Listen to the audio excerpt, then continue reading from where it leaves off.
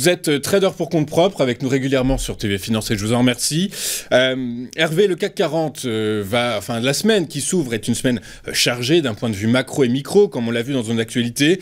Est-ce que, selon vous, le CAC 40 a toujours suffisamment d'énergie pour continuer à tutoyer les plus hauts historiques ? Alors c'est la grande question. Pour l'instant, on ne peut pas parler franchement d'énergie sur les marchés actions, mis à part le Nasdaq, comme vous l'avez cité, dans la perspective de ce qui nous attend du gros bout micro de cette semaine, qui est à savoir les résultats d'NVIDIA demain soir. Donc, comme je le disais, le marché n'a pas d'énergie. On est plutôt situé sur la phase haute du range identifié 7009-8253 avec des targets probables intraday à commencer par le 8167 et le 8195. Mais en tout état de cause, techniquement parlant, on ne peut pas encore envisager une sortie par le haut. Il n'y a pas suffisamment d'énergie. De même que le marché n'a pas suffisamment d'indications pour lancer une phase de retracement digne de ce nom. On peut avoir, je dirais pour aujourd'hui, éventuellement une descente jusqu'à 8117, 8125 dans un premier temps.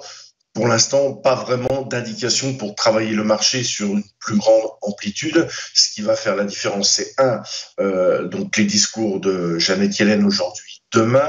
Deux, beaucoup de discours de membres du FOMC aujourd'hui. Demain, les minutes de la Fed et le gros bout qui va indirectement impacter l'ensemble des marchés, à savoir les résultats d'NVIDIA.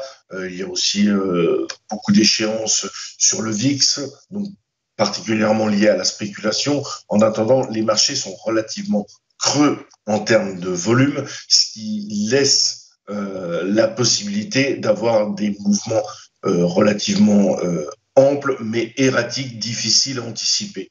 Donc toujours dans la stratégie range pour l'instant, comme je le disais, plutôt en phase haute, donc difficile de statuer si on est plutôt sur une accumulation avant une sortie par le haut qui, elle, avec les catalyseurs que je vous précisais, pourrait emmener le marché jusqu'à 8300, grosso modo.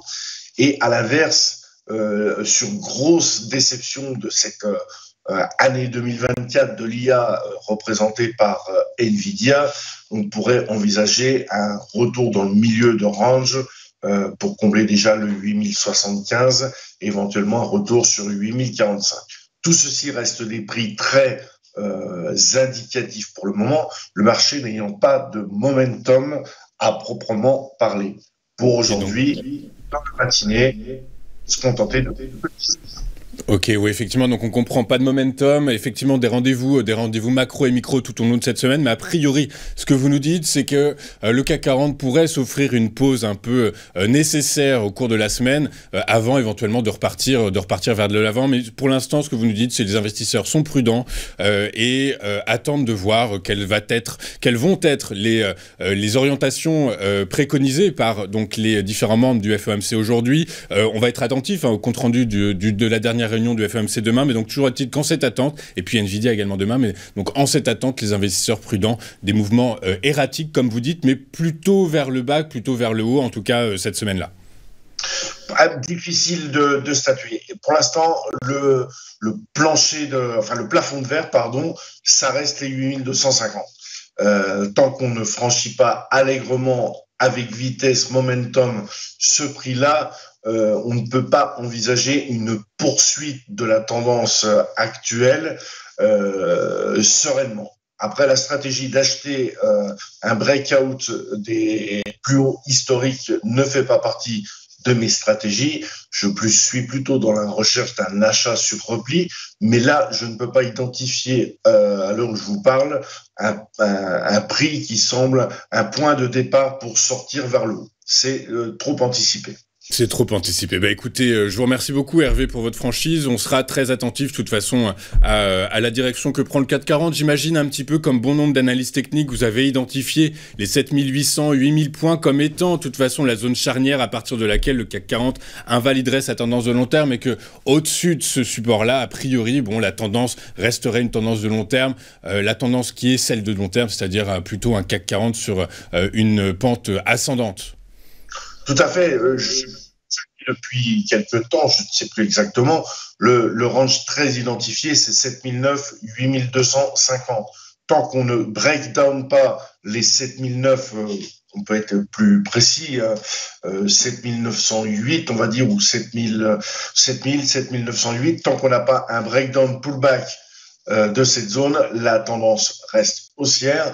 De là à dire que c'est facile de trouver un trade dans la tendance alors qu'on est en phase haute, c'est autre chose.